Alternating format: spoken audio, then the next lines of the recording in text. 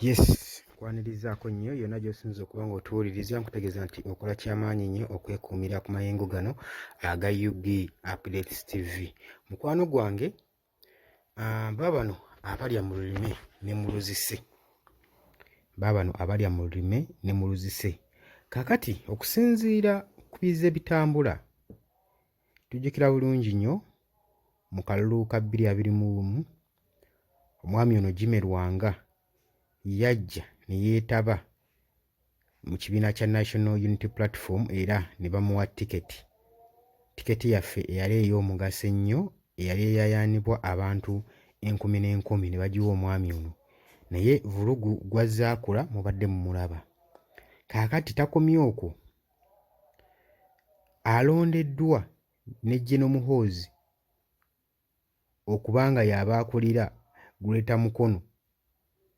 Mobilization zonna ezigenda okuba nga zigenda mu maaso, omwami ono Ssenkulu wa Nuupu Jimmy Lwanga y'agenda okuba nga azikulira. General Muhoozi gw'alonzeeyo. Lwaki baba balondayo abantu nga bano ababa bavudde mu kibiina kya National Unity Platform babatwala ng'ekintu eky'ensusso? Gulowooza lwaki? Bambi mu butamanya bwabwe baba bakyalowooza nti bano bakyalina amasannyalaze ge gamu nga ge babadde nago nga bakyali mu kibiina kya Nuupu. Ate era balowooza nti obuganzi babadde nabo badde babuyina nga bba abantu, ne batamanya nti obuganzi babadde nabo nga bwa kibiina, ng'obuganzi bwa mukulembeze. Ne beerabira nti nno enkyukakyuka tereetebwa na muntu wabula ereetebwa na kukolera wamu. Kati baba bamanyi nti bano banaabawa n'ebifo ebisava nga bamaze okuva mu kibiina kya National Unity Platform, bajja babuulira ebyama, so nga nabo baabwe tebalina kyama na kimu kye bamanyi kikwatagana ku kibiina kya National Unity Platform. Nga bafundikira bakoosekoose mu ga lumonde. Kaakati omwami ono Jimmy Lwanga abadde Ssenkulu wa National Unity Platform yalondeddwa ne General Muhoozi yamuappointinze mbu y'abaakulira Greater Mukono. Tujjukira bulungi nnyo Muhoozi mabegako awo nga Ssenkulu wa PLU yagamba nti nno bammembers bonna abadde mu kibiina kino balifulya okugenda mu maaso n'okuba nga banoonya akalulu ka 2026. Era n'avaayo n'agamba nti nno nonze chairman wa Patriotic League of Uganda PLU. Ng'ayogera bino ye Muhoozi Kainerugaba n'alonda Njeru municipality member wa parliament Jimmy Lwanga. Era PLU Secretary General David Kabanda olunaku olwa Monday yavaayo n'akola statement eno n'alangirira nti mu nzikirizo bategeeza nti chairman wa PLU nti appointinze abantu bano wammanga babeere nga basaavinga mu capacities ez'enjawulo mu Great Mukono. Kabanda nga yayogera eyalinga omu gwe baalonda yali Jimmy Lwanga nga coordinator. Lwanga ajjukira nti nno kugambye nti yalondebwa okugenda mu parliament mu kalulu akaggwa ng'ayita mu kibiina ky'opposition ekya National Unity Platform ng'ayitidde ku tikiti yaakyo. Kaakati omululu we gwamusukkako bino bye balyaguzibwa ebitaggwa n'ajoyininga MK Movement mu August omwaka oguwedde. Newankubadde si ye mubaka owa National Unity Platform asoose okuba ng'alyamu ekibiina kye olukwe n'ajoyininga MK Movement.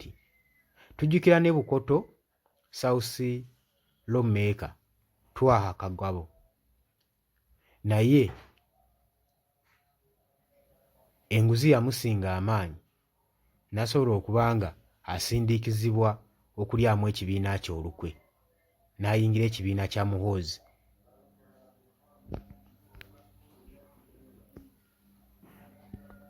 Ng'emabegako awo tujjukira bulungi nnyo Muhoozi yavaayo n'agamba ba members ba PLU abaagala okuba nga basimbawo mugende mu maaso n'okuba nga mwesimbawo mu bifo bya paaliyamenti, tewali kijja basitoopinga okukola ekyo. N'agamba nti no PLU yali civic organization mbu si political party.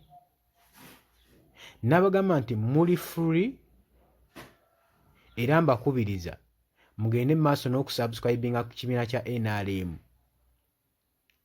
mbu nga bba ekibiina ky'obufuzi ekiri close gye bali era kye balabamu value n'abasindiikiriza eyo. Kakitegeeza wano olina ky'otategeera. Waliwo ababaka be tulonda nga jjo mitwe ensujju baabasinga amagezi nga ne kye bagezaako okukola obbasindiikiriza kwe kubazza mu kibiina ekya NRM era baafundikidde babasindiikiriza ye ate onaagaanirawa nga walya ssente zaabwe. Abalala Muhoozi be yalonze ku Greater Masaka mulimu Adrian Waswa Dungu ono nga assistant coordinator, mulimu Augustine Kakunda publicity secretary, mulimu Abudala Kasozi nga committee secretary.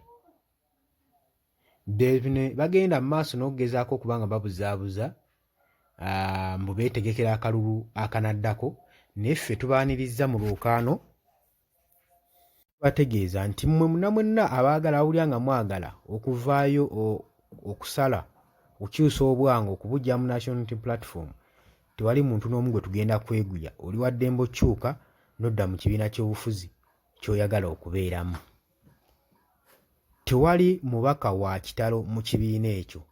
Gwe nga weeyita ow'ekitalo ng'olowooza nti bajja kufiirwa ng'ogenze ekibiina kijja ssalwa, kijja fiirwa ky'amaanyi, nkusaasidde era tujja kuleka otindige eggendo lyo nga bw'oyagala.